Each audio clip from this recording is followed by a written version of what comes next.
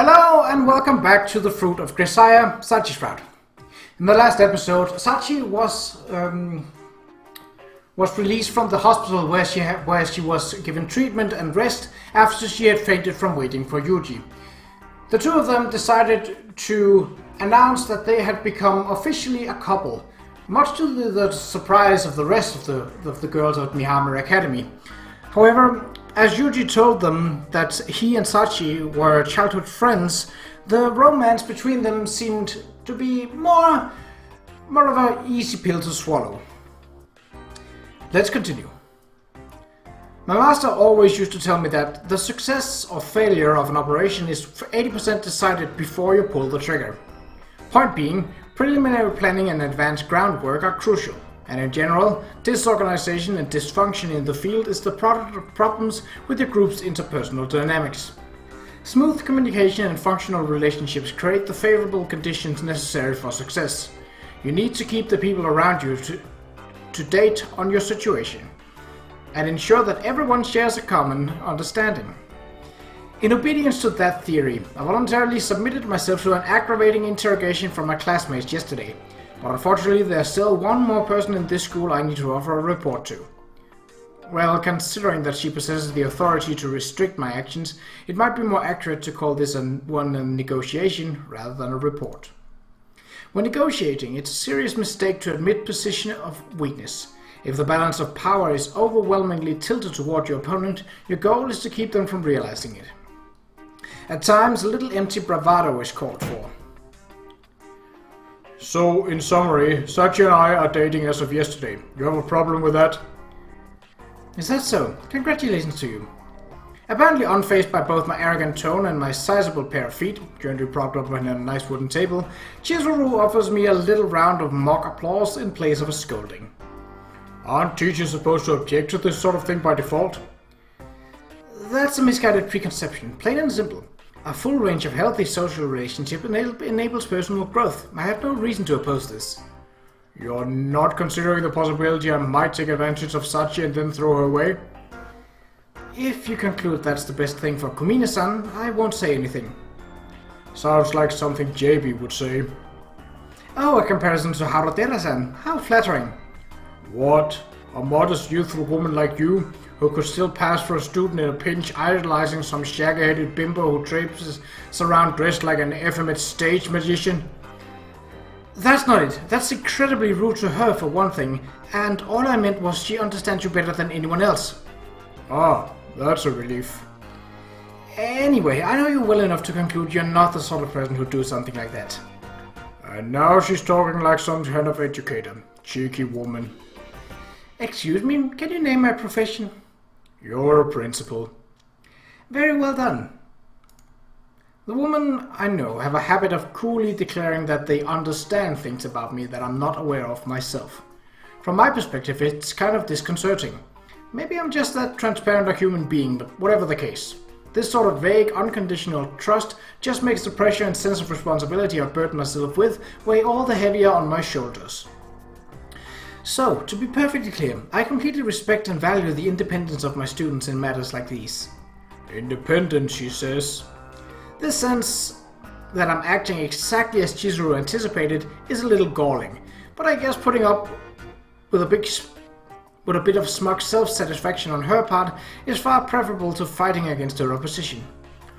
To be honest though, I'm not confident I can play the boyfriend role particularly well. Oh? Rather rare to hear such uncertainty from you. Yes, so.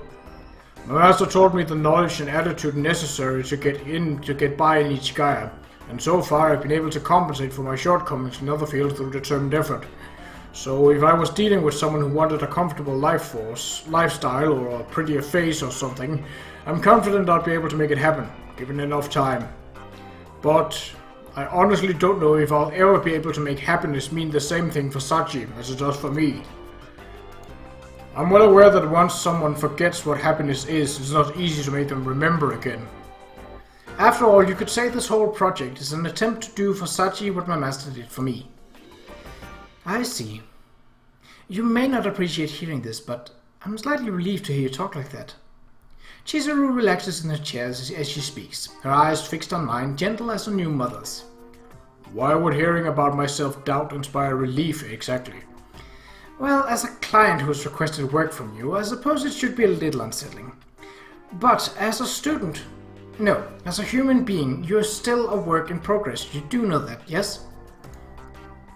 It's only natural that you'd feel anxious about something you're attempting for the first time. But if you persist, if you keep approaching others, I think that hole inside you will start to fill up, bit by bit. Weren't you the one mocking me for being a romantic just the other day? You're laying it on pretty thick yourself all of a sudden. Excuse me, it may sound slightly corny, but I'm being serious here, you know? Yeah, I'm aware of that. I hope so. I'd like you to try and keep in mind that you're currently in a place called a school. And what's that supposed to mean, apart from the blindingly obvious? A school comes with teachers, such as myself, and classmates, such as the girls. So, when you're feeling uncertain, or simply don't know what to do next, there's no reason to muddle through it alone. Get help from the people around you. That's what we're here for, don't you think? Help from the people around me, huh? You've been at this academy for a while now, so I assume you've noticed that those girls are surprisingly reliable, yes? At first glance, they're an eccentric bunch, and a number of them have some serious deficiencies as students.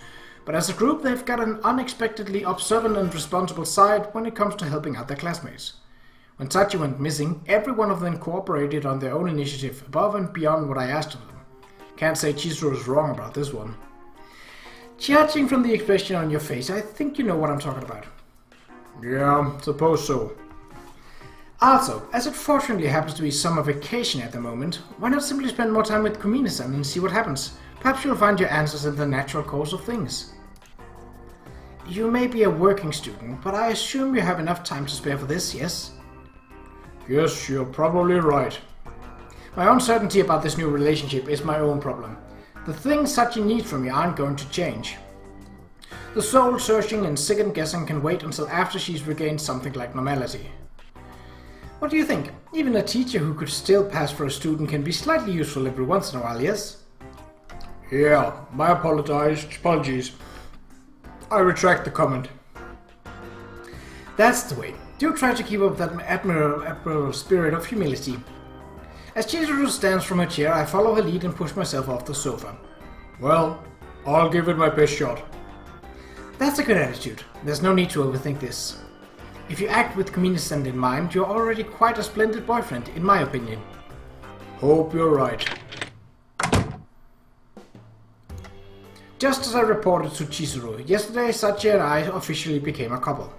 Although doing so was a necessary step toward helping Sachi regain herself, I don't want our relationship to be nothing but the means to an end.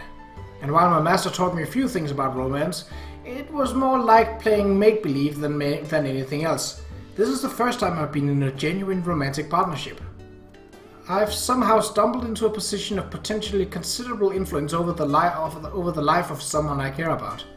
It's a heavy thought. A single drop of sweat runs down my spine, sending a slight unseasonable chill through my body.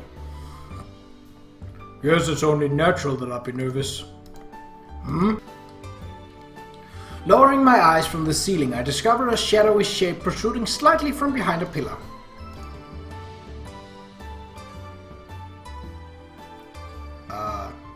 Judging from the single glint of light that follows as I move, they're probably watching me with a monocular of some sort. A decently made toy of that sort can read fine newsprint from 10 meters. The Pro models are highly useful as inconspicuous portable surveillance devices. But since this is almost certainly just Machina screwing around with something she ordered out of the back of a comic book, it shouldn't pose a problem to just leave it be.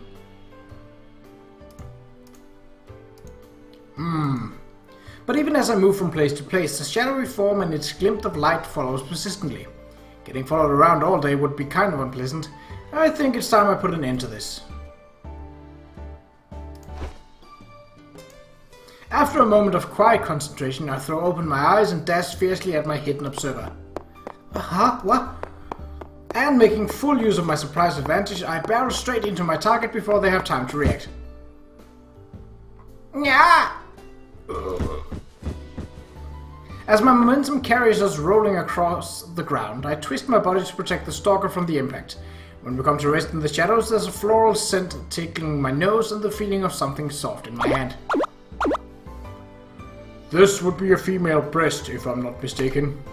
A little small for Amano or Yumiko, but not meager enough to be Makina or Michiru. Sachi, that you? How astonishing, Yukon. You're capable of identifying people simply by groping their breast. Well, to be honest, I was also going off of your scent and non-reaction to being tackled, among other things.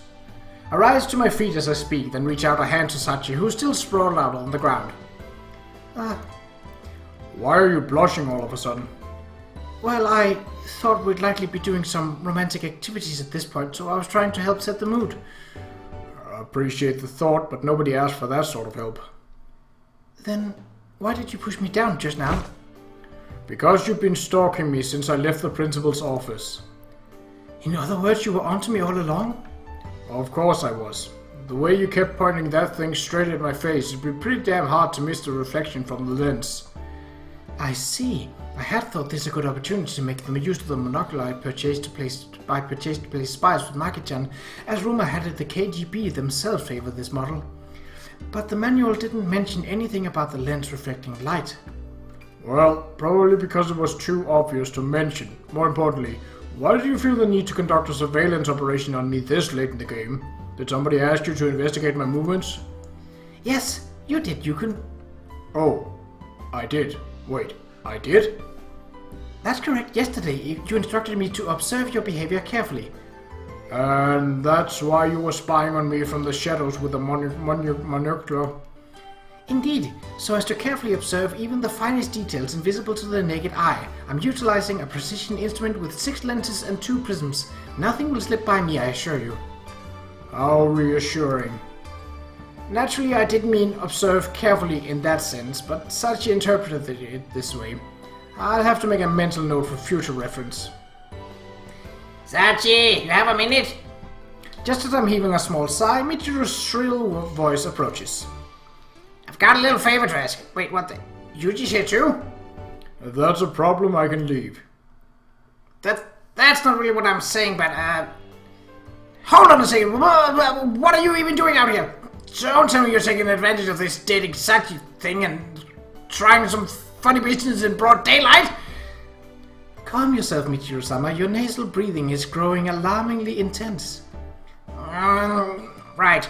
It'd be beneath my dignity to lose my cool here.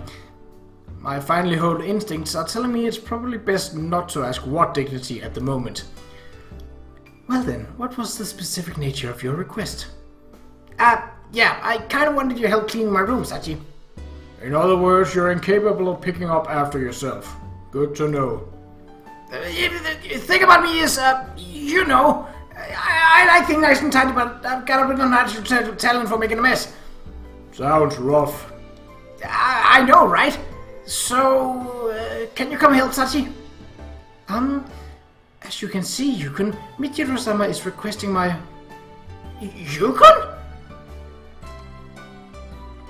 I'm pretty sure I mentioned she used to call me that when we were kids. Is it that surprising to hear her using it now? Now that you mention it, you did say something about that on the roof. On the roof? Wah! Nothing. I said nothing. A little brain fart, that's all. A mysterious transmission from space just happened to jump into my skull or something.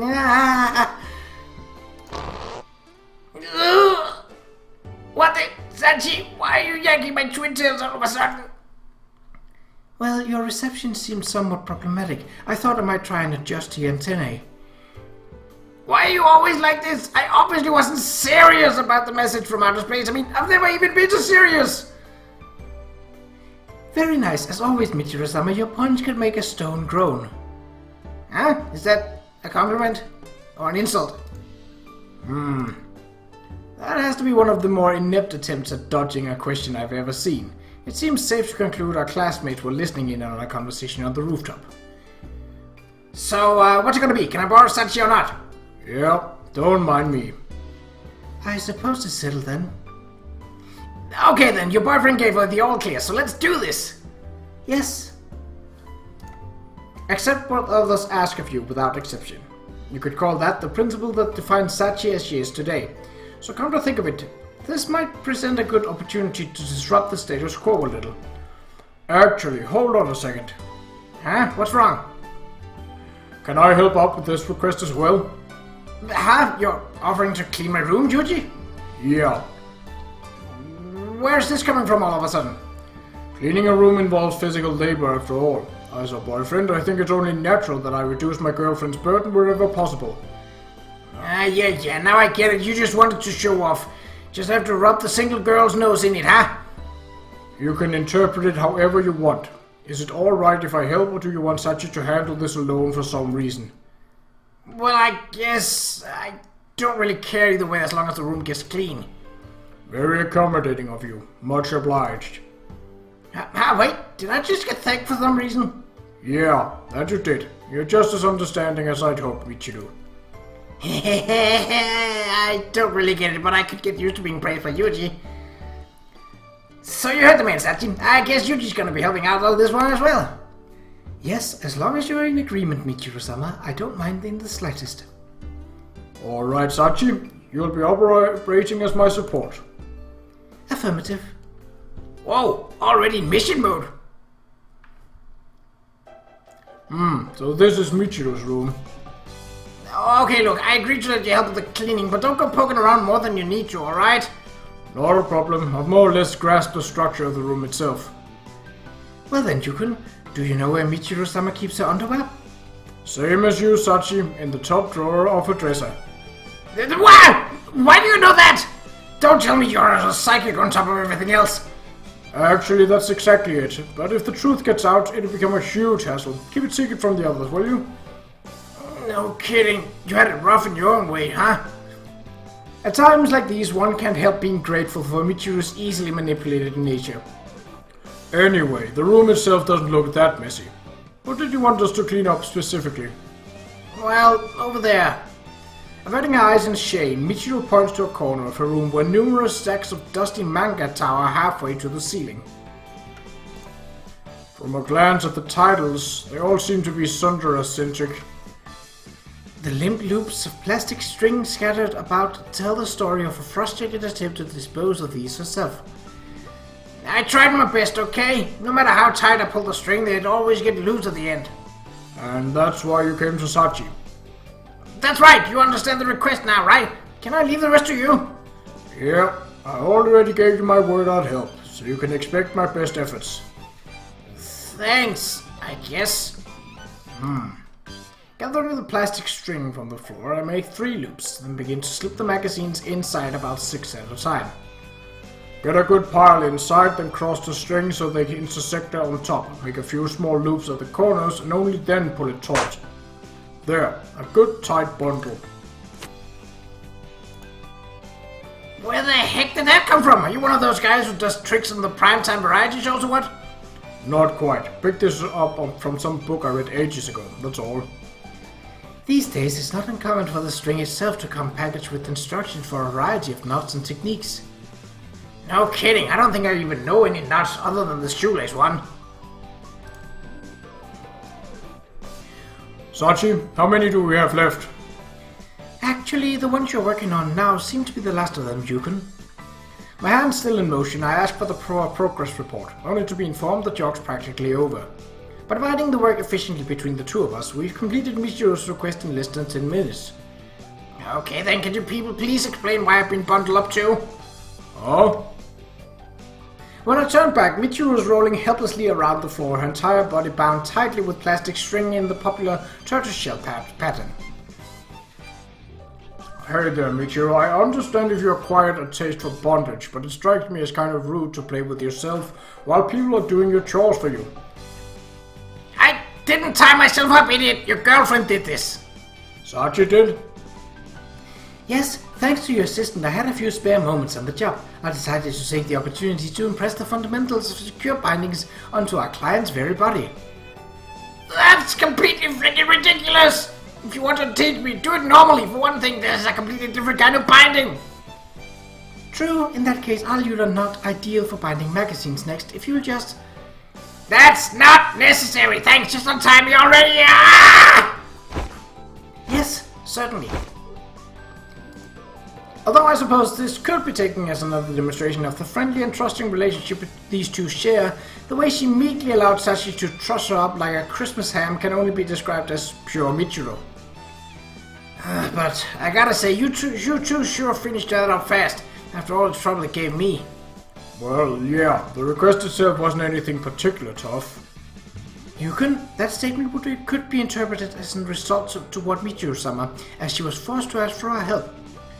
Hey, I could have done it alone if I really put my mind into it. Perhaps, but I can picture the garbage day that would follow quite clearly. I see you, Michiru-sama, spilling hundreds of magazines all over the stairs, shrieking "Nuhi" in a high-pitched voice. Stop seeing it! This is no soothsaying zone! Well, whatever. You two really did help me out, so thanks for what it's worth. Yeah, same to you, Michiru. You've been a help. Thank you very much, Michiru-sama. Getting thanked after asking you guys for a favor feels a little weird. No need to think too hard about that one. Incidentally, if you need another favor sometime, you can come straight to me. Wait, so if I do, you'll help again? Yep. As long as I can help, I will. Anything you want, feel free to ask. What? Hardly as shocking an offer as all that, is it? Well, no, but when you say anything, do you really mean anything? I don't know what else I'd mean. Same deal as Sachi, basically. Of course, that only goes for the humanly possible. That's still plenty. Muttering the words more to herself than anyone else, Michiru pumps a fist at her side in apparent display of enthusiasm. What's with you? Never mind me, it's nothing. Anyway, good work today. Okay, thanks, see ya, bye! Yeah. After abruptly terminating the conversation, Michiru practically pushes Sachi and me out of her room, then slams the door shut. Don't really understand what that was all about, but it seems like she has something on her mind all of a sudden. More mercurial than a barrel of thermometers, such is Michiru-sama's inherent nature. It seems the day I can fully decipher Michiru's modus operandi is still far away. Also, Yukon, do you have any plans for the rest of the day? Not really. Thought I'd just read in my room for a while. In that case, would it be alright if I joined you? Yeah, I'm the one who just asked you to try and spend some time with me after all. Thank you very much. These actions have meaning. This is for her own good in the long run. But even so, that doesn't change the fact that I'm taking advantage of Sachi's internal rules to manipulate her behavior. Yukon? Something wrong? Did I, by any chance, say something strange? No, not really. Is that so? I'm very glad to hear it. Apparently relieved by my response, Sachi smiled broadly. I noticed this earlier as well, but apparently the girl's pretty astute at picking up on small changes in my expression. Okay, back to the topic at hand. Grab a few books from your room and bring them over, alright? The genre doesn't matter. Certainly. I'll be paying you a visit in approximately 10 minutes then. Yeah. When she asked that question, those clear and steady eyes seemed to be staring right through my skull, to the guilty feelings rolling around inside my mind. Gave me a bit of a start.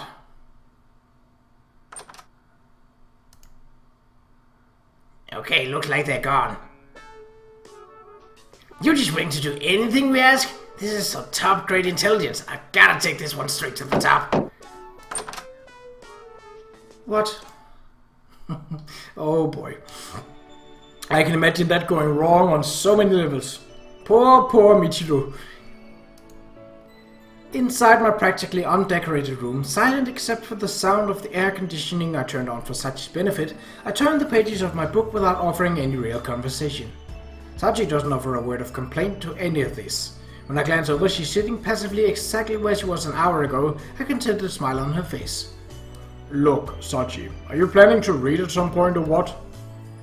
I'm actually rather enjoying just watching you like this, Yukon, but perhaps I should read as well? Well, I'm not trying to force you or anything, but is watching someone who's sitting around reading a book really any fun? In its way, yes. For example, your expression changes subtly in reaction to the specific passage you're reading. And your concentration is impressive. You've engrossed yourself in that book for a good 2 hours without stirring. Maki-chan would have gotten visibly bored within minutes, and by this stage I'd imagine we'd be playing a rather obscene round of 20 questions. That's so. Yes, it is.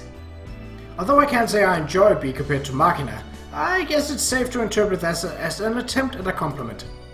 I think I've told you this a few times by now, but you're definitely a unique one, Sachi. Yes, thank you very much. For example, I don't think you'll find many people who'll smile happily after essentially being called bizarre to their face. But that said, spending this quiet time alone together isn't so bad on my end either. In fact, it brings back some faint memories of the old days. We used to watch each other like this a lot in the park. I'd look up at Sachi as she soared in the sky on her swing, and she'd look over on the bench at me as I started my homework. At this stage in my life, the constant presence at my side doesn't feel as natural as it did back then. The gaze makes it a little harder to relax even. But ask me if I find it unpleasant, and my answer would be a definite no.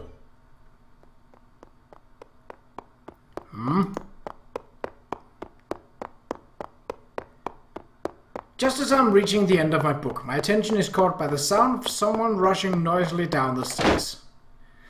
Hey, Yuuji! Did you really volunteer to become our communal slave? A sudden visitor and her bizarre question are too much to process on the fly. Sachi and I look quizzically into each other's faces. Look, woman, you burst into my room, fine, but do me a favor and keep your twisted delusions to yourself. I push myself up off the bed with a few cold words, then deliver a light poke directly to Amane's forehead. Come on, somebody tells me a guy I'm interested in is now in public domain sex toy. What do you expect is gonna happen? Any red-blooded woman would get worked up into a bit of a frenzy. Hold on, Amane. I roughly understand what happened here. But where exactly did you pick up this criminally fraudulent misinformation? Who do you think you heard it from? 'Twas I, of course. Another one popped out of nowhere. When I told Amon in the news, she burned it off like a dog in heat. I got my stitch in the side just keeping up with her, you know. Again with the bitch in heat thing. And where did you hear that story from, Makina? Oh, ain't it that obvious? The melancholic woman of constant sorrow, Yuuji-chan. To conjecture from what I've heard so far, it seems the offer I communicated to Michiru was badly distorted on its way to Amane in the classic telephone game style, but it'd be a pain in the ass to try and correct all the misunderstandings one by one, so I guess I'll gather the whole lot of them and explain. Before the story gets even more muddled, let's discuss this as a group. In that case, I'll go fetch Michiru-sama and Sakaki-san. Yeah, appreciate it. As it turned out that Sakaki had left the dorm for a while, we ended up waiting for the slightly cooler evening before gathering in the lobby for a little chat. Now that I've got you all together, I've got a few preliminary questions for clarity's sake. Sakaki, what did you tell Makina this afternoon? I simply passed along exactly what Matsushima-san told me word for word. Alright then, Michiru, what did you tell Sakaki? Me? Pretty sure I just said Yuuji's willing to do any favor we ask for. That's it. I see. So that's how it is. Ouch! Hey, what'd you hit me for all of a sudden? Because from the sound of things, you're pretty obviously the sole criminal here. Come on, any favor we ask for? Isn't sexual favors gonna be the first thing on your mind? Maybe so, but this slave stuff is totally going overboard.